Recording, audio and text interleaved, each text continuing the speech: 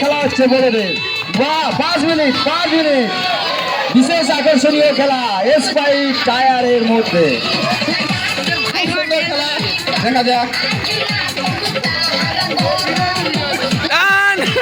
মিন্টু টাইমটার দিকে লক্ষ্য রাখবে, 5 মিনিট হলেই বলবে খেলাটা।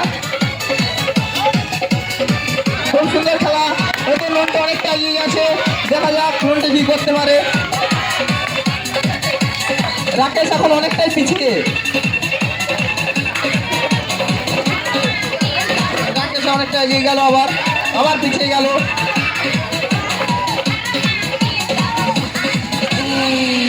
খুব সুন্দর খেলা, সবাই হাততালি কোথায়? হাততালি থামানো চলবে না।